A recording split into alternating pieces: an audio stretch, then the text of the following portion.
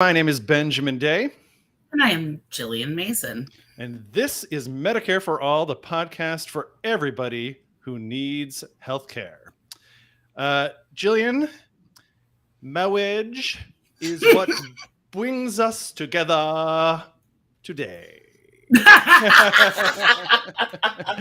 I did my best. That was good. That was really good. Yes, and if you're old enough to remember The Princess Bride, but not too old to not remember it, then yes, you vividly You remember got this that scene. joke. Yes, but yes, we are today talking about the relationship between taking your vows and taking your medicine.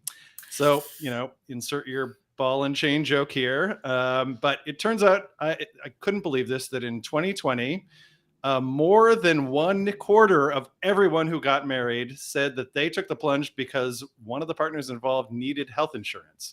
It's like one of the primary drivers of marriage today in America. Family first country for sure. Yikes. So, and it seems like, couples are obviously staying together also for the insurance as well. So in this episode, we're going to break down how our healthcare system is basically set up to get us paired up. Oh my gosh, Jillian, this intro you wrote has so many snappy one-liners. It's like one after another.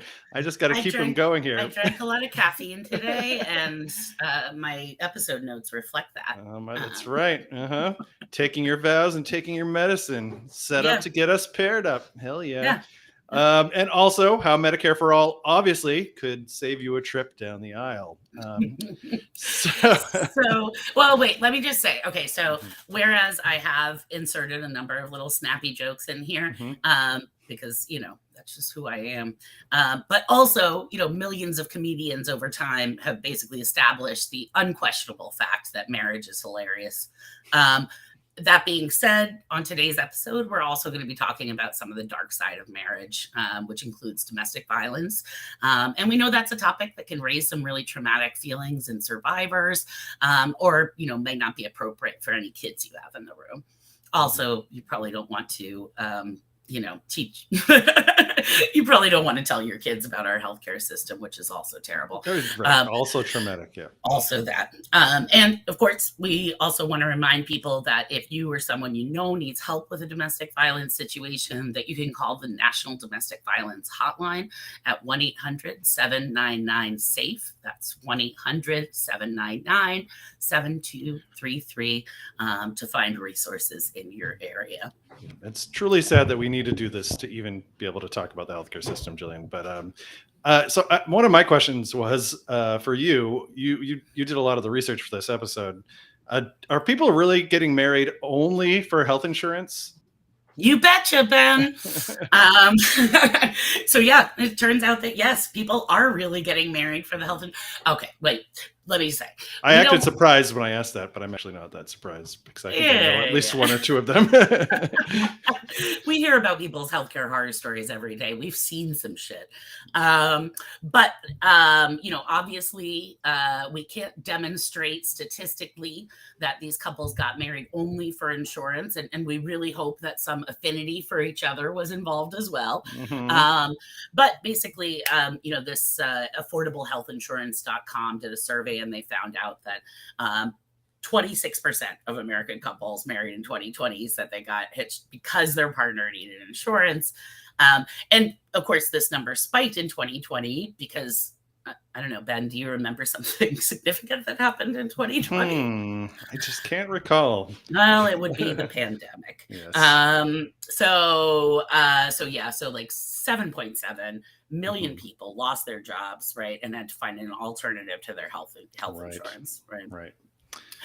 In that same survey, 28% of respondents who were making less than $50K reported that they got married for insurance.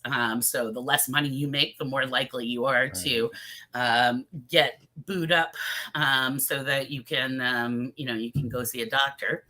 And also, some people do this not because they lost a job, but because their employer's insurance changed or they decided to skimp on coverage.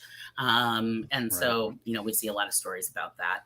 Well, it's shocking that so many marriages end in divorce since their origins were so deeply rooted in romantic. love and affection. Yeah. It's romantic. Mhm. Yeah. So okay. So our listeners might not know this, but Ben, you are actually planning a wedding right now, and so I think the most important question on my mind is, are you just getting married for the insurance? No, fortunately, we do have health insurance here at Healthcare Now, even though we can True. barely afford it as like a tiny nonprofit. It is like literally breaking the bank every single year. But because of the business we're in, we would be just like raging hypocrites if we did not offer health insurance for our employees. And this is also why, this marriage is going to turn out extremely well, because I am not just using her for her excellent workplace insurance. But, but should anything ever happen to Healthcare Now, if people don't make enough donations, for example, during our emergency fundraising drive this year, I might need it somewhere down the road. So always a nice benefit. Jillian, Big shout out to Jenny as well, yes. because she puts up with you on a regular basis, and I know that you wouldn't be half the decent person you are today without Jenny. Yes, as one person who puts up with me to another, the pain and suffering involved. And so, well, I guess I've just admitted that I have very few qualifications to talk about marriage, whereas you, Jillian, exceptionally, your CV Zero. long. Yes, I have 0 qualifications to talk about marriage, as my parents remind me on a regular basis. My partner and I have been together for 20 years. 20 years. Most marriages don't do that well.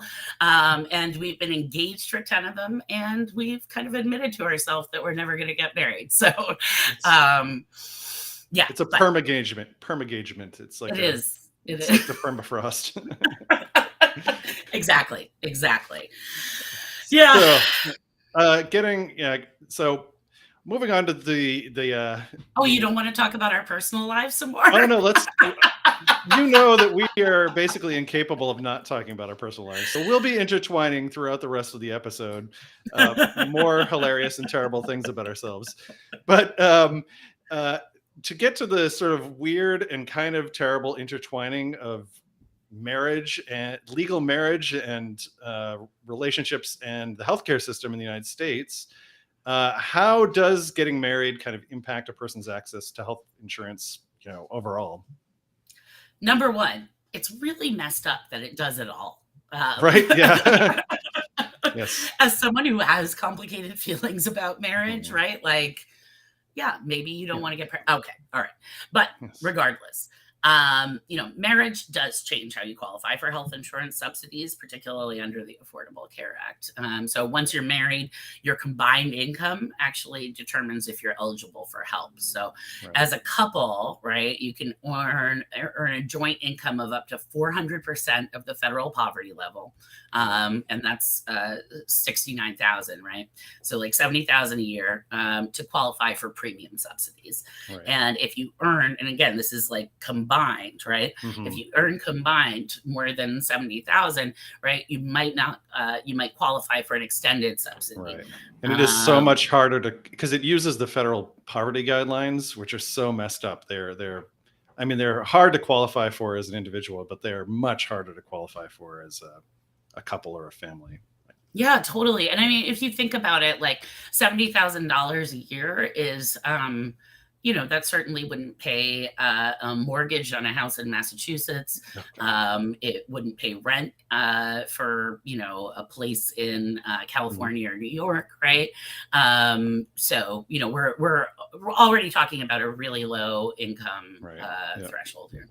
So family deductibles also we should keep in mind, right? And the out-of-pocket costs that come with insurance, like copays, et cetera, right? They tend to be about twice as much as those for individuals. Mm-hmm.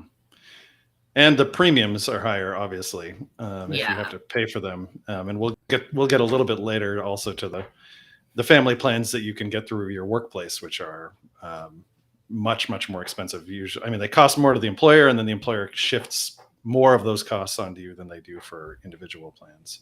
Right. Yeah. Yeah. But yeah, And it go. comes You to go. that kind of economic thing, right? Like, so like Kaiser Family Foundation found that on average, the health spending by families that had large employer health plans, right, has actually increased 2 times faster than workers' wages over the past decade. Lovely. Wild shit, right? Yeah. So yeah, so it basically, it turns out that being married actually is not that helpful for your health insurance unless you're getting that employer coverage from your partner.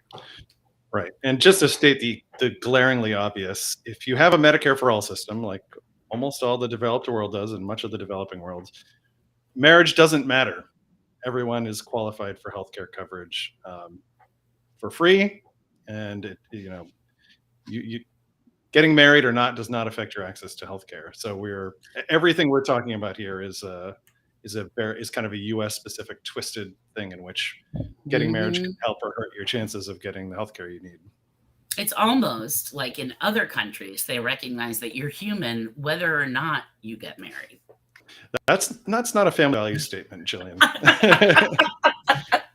No, of course. We all know that public policy has nothing to do with our values. At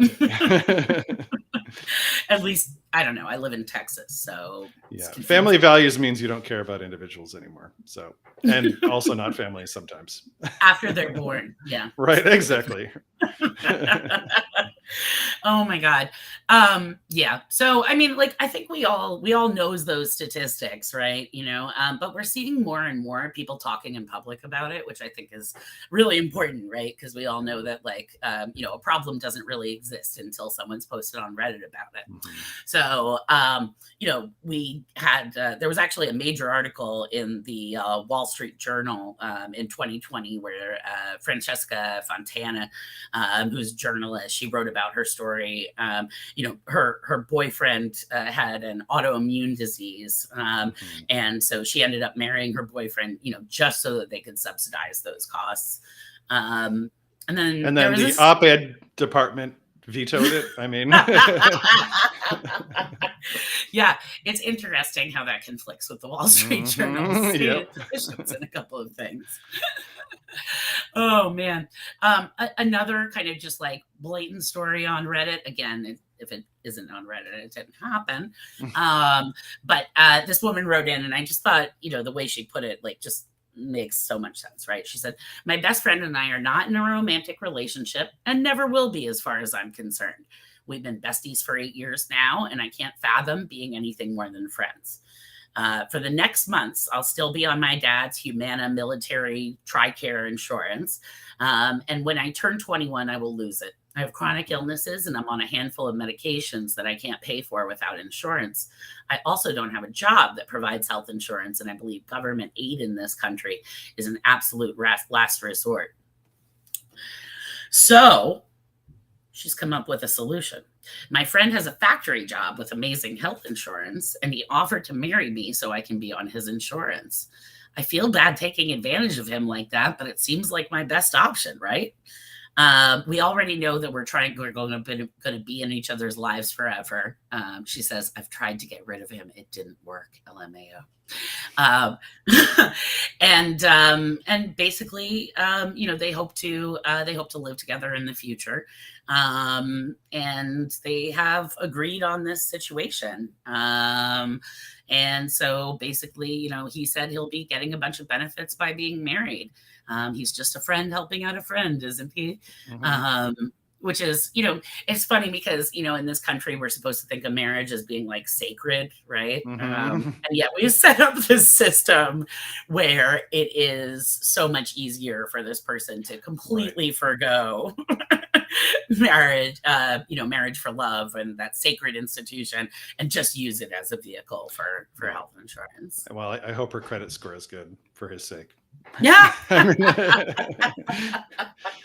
All right, and I have to give a little rant here. Oh my God, yes. Ben's obsessed with reality TV. Can we just start there? I'm not obsessed with reality TV, but I have some quite guilty pleasures, and One of the guiltiest right now is a show called Married at First Sight. I cannot, in good conscience, encourage you to watch it. So you should probably just listen to my summary and then not watch it at all. But the premise is that relationship experts match two people together who they think would be a good couple, and then those two people are married, and they meet each other for the first time as they're being married.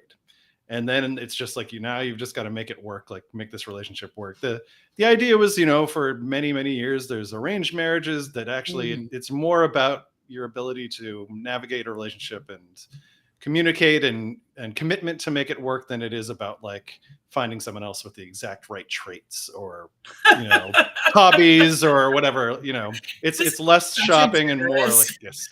Exactly. Such a generous depiction of the show, right? Like, yes. All right. Maybe I am. It really stresses communication and relationship skills. No, the whole point is that they introduce people to other people, tell them to get married, and then it devolves into a catastrophe, right? Okay, possibly that's right. I was shining the poop turd because I watch it and I didn't want you to think so poorly of me. But one revealing moment to me was from this season. There's this dude Miguel who was married to this woman Lindsay. And kind of early on in their marriage, it came out that she works some kind of a contractor type job where she doesn't have an employer, a standard employer who pays for her health insurance. So she's uninsured. They both live in California, and he has a good job that has family health benefits, but he refused to extend to her his insurance coverage. He's because she was not agreeing to take his last name. He was like, yes. So it was a total power play. He was like, the woman is supposed to take the man's last name. Like, if you're not going to show that commitment to me, then I'm not going to show you the commitment then I don't feel, secure enough. He's like, oh, it's a big deal to extend your insurance coverage. And she, they got in this crazy fight. She lost her shit. And she's like, so you're just okay with seeing me die? And I totally agreed with her 100%. She was absolutely right. And then the rest of the show, they're like, oh man, Lindsay just went off the handle. She lost her shit. She has like issues. And I was like, so anyway, so she was shamed for this, but it was also, it was just, you could see as clear as day on the screen how this, providing dependent coverage, so to speak. I mean, literally, they even call it dependent coverage. Like, now you're dependent on me, is used as a power play within relationships. In this case, almost like fur trading. Like, you give me your name and I'll give you insurance. But I think often it happens more subtly, where it's used as just leverage to be controlling in a relationship. Yeah, no, totally. Yeah. And we're going to get to that in a minute, right? But I did want to kind of get more into, because it's deeply related to this issue of employer coverage and family coverage, right? Which are two of the main ways that people get their health insurance in this country. Either they get it from their job or they get it from a family member who has a job, right? And so, all right. So do we want to just kind of go through what some of the problems are with having this kind of a system where your employer has control over your family? Yes, let me count the ways. Miguel is number one. I'm still steaming over Miguel. God damn it, Miguel. Well, to state a couple of obvious things that are probably clear to most people, but maybe you have to think it through all the way.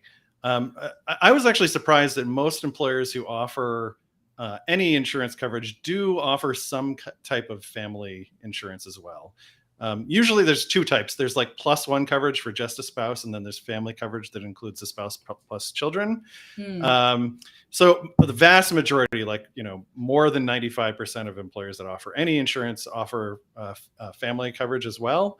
But you may know that in many states, same-sex marriage is illegal. I think in most states, same-sex marriage is not allowed. And in those states, employers, less than 50% of employers offer coverage for domestic partners, rather. So wait, yes. So even though So even though like a same-sex marriage is legally federally, this is still an issue? Oh, actually, yeah, no, it probably after the Supreme Court ruling, it's gotten better, but yeah. Oh. So, yeah, so based on the, just the marriage percentages. So, like, if you go down the line, like for example, very few part-time employees are offered health insurance. Mhm, People in mhm. retail work are not offered health insurance. People in, certain industries, agriculture, are not offered health insurance as often. Right, So right. if you fall into one of these categories, like women, people of color, who are often more likely to be working part-time, more likely to work in these industries, you are less likely to have insurance coverage that you can then extend to a family member. Mm. And if you're a group that's less likely to be married, then you are also less likely to qualify for the domestic partner coverage. Got it, got So it, yeah, got it, got it. Okay, cool. I mean, not cool, like yes, very uncool, actually. right.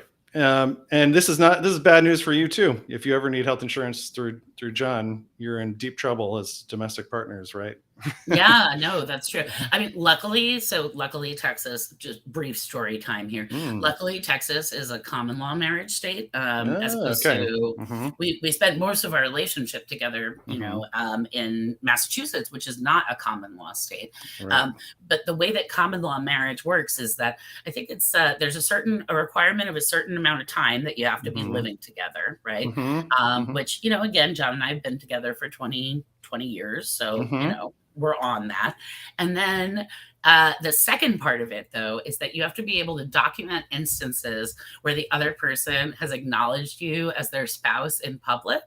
And Ah, so, so every time we like get into a conversation with someone and they're like, "Oh, your wife," and he just like doesn't correct them because it's just like a pain in the ass to correct people every mhm. time, right? Um, yeah, every time I sort of chalk it up a little bit afterwards, Come and now. then I'm just like a few more times in public when he doesn't dispute the idea that I'm his wife and I can take half of Mhm. everything he owns. Good. Nicely done. I That's love you, John. I love you so long-term much. planning. Long-term planning. Um, so we were sort of hinting, especially with this Miguel story and some of the stories you Yeah, were yeah, talking yeah. about just how dangerous this is for relationships, because it creates an economic power dynamic, a really important one within relationships. And you both of us, we were doing a training a couple of months ago, and we Mm, had one participant interviewing another with a healthcare survey. And it included a question about, have you ever stayed in a job to keep health insurance, which is very, very common. And the respondent who is answering the survey said, no, they had never stayed in a, well, maybe they had, but they skipped over it. But they said, but I have stayed in an abusive marriage for many years, because at least in part, they were relying on the family health plan for coverage of their partner. And this really kind of set us aback. And I know you, Jillian, tried to like look into whether this was, yeah. is this a common thing? It's interesting because I mean, so 85% of people who are in abusive relationships are women who are being abused by men. So I'm probably going to fall into some gendered language here, but it's actually based in like a real life fact, right? And that's not to minimize other people who have been victims of abuse. But that being said, because domestic violence is largely seen as a woman's issue, there hasn't been nearly enough research on it, almost as if researchers don't give a fuck about women's suffering and problems. Is that Just a footnote? there's no study that said that. That was Mhm. just my editorializing. All right, but regardless, there hasn't been a lot of research on this. Mhm. But folks have begun to study the way that healthcare figures into domestic violence, and it definitely does. So Mhm. there's this 2007 study in Boston, and it showed that nearly 1 in 5 women that they surveyed who had been Mhm. experiencing intimate partner violence, right, is another term for domestic violence. But a quarter, nearly 1 in 5 of those women, right? They said that they had also experienced their partner interfering with their access to healthcare, and that ranged from a bunch of different things, right? From like preventing them from going to doctor's appointments, to interfering with their treatments, to accompanying them to doctor's appointments, so they weren't actually able to talk to doctors, etc. So we do know that that's part of the kind of controlling behavior and profile of abusive folks. We also know a couple of other things, right? And one of them is that women in abusive relationships have worse health outcomes, and that is completely unsurprising, right? But that goes up to and includes, a totally avoidable death, obviously. And that's because of, physical violence, right? Like, if your husband is beating the shit out of you every night, right, you're going to develop some chronic health problems and acute healthcare problems because of that. But also, that psychological impact and the constant stress of living with violence that causes women to have issues with everything from gastrointestinal problems to mental health and substance abuse stuff. So we know that women in abusive relationships desperately need healthcare. And we also know that because of that employer-based system that we were talking about, right, that women in abusive relationships face some particular challenges. And the reason is because economic abuse is so rampant, right? One of the ways that abusive partners control their partners, right, is by, controlling their access to money, right? That's a huge part of it. And so, women, over 90% of battered women who were interviewed in this, in one study, they actually said that they had resigned or been terminated from a job in the last 2 years because of domestic violence. And those women reported that their partners had used, a number of different tactics to prevent them from going to work, including physically restraining them or, just not making a shared car available. Right. So, which also limits their access to employer-sponsored health insurance, among other things. Exactly. Right. Like women who, just to quote this study, right? Women experiencing recent intimate partner violence work fewer hours at lower wages and have unstable work patterns. Right. And so when you combine this all together, right, you've got an employer-based healthcare system, and then you've got men who are controlling their wives by preventing them from, accessing employment because it would bring them financial independence. You basically have a recipe for disaster, right? You've got a system that's just keeping women dependent on their abusers, Right. Older men, as we just talked about, are way more likely to have access to these insurance plans that have family coverage. So Exactly. So this is like the very grim situation where it really is, the system really is set up to create a situation where women have a hard time leaving, in part because of healthcare. It really just plays into that economic abuse. And you've got to expect that COVID exacerbated probably all of this. I mean, yeah, absolutely. I mean, so I do want to give a shout out to the ACA, though, because the ACA actually made a couple of different improvements that really impacted women in domestic violence situations' access to healthcare, including just kind of the things you might already think of, right? So, if Medicaid expansion is, happened in your state, then, maybe, low-income folks and survivors of domestic violence tend to be working with low or no income, right? Would have more access to healthcare. Theoretically, the ACA, of course, was supposed to lower costs, right? So those things, and even very theoretically, right? Very theoretically. And even being able to access the healthcare system through a website, actually played a role in a lot of domestic violence. Oh, interesting. Yeah. So, they didn't actually have to depend on that shared family car or the ability to get out of their house to talk to someone.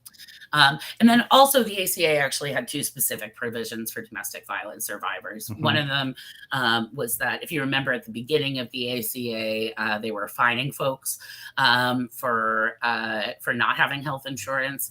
And the ACA came with a waiver for that fine for domestic violence survivors. And then also they created a special enrollment period for women who were leaving domestic violence situations. Right. So that basically allowed them to enroll in health insurance if they were in the middle of, divorcing their partner, et cetera, et cetera. Right. Yeah. Well, there were some good things in the ACA, especially expansion coverages. Some things. Yes, exactly. But it didn't, as long as you're linking health insurance to the workplace, then it's basically going to be a sexist disaster, among other things. So and it's just going to replicate all of the inequalities in the workplace, or in the job market, I guess, which are quite extensive, it turns out. No, it's absolutely true. It's like, it just goes to what we're always pointing out here, right? Which is the way that the for-profit healthcare system has just like perverted the relationship between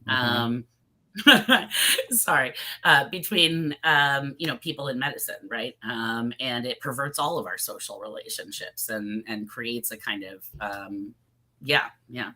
think I started saying pervert because we're currently getting spammed on our Facebook Live by YouTube, someone who says they have hot girl pics for us. I just banned them, but they got 3 in there, so typing quickly. Thank you for listening. Girls 18 XYZ. Jesus Christ. Anyway, but yeah, so, again, we know that Medicare for all would actually ultimately be the thing that would be most liberating for folks. Yeah. And allow them to make decisions based on love, like Ben's done. Yes, as should we all. Although I have no judgment for people who get married for health insurance. Within the current system, go for it.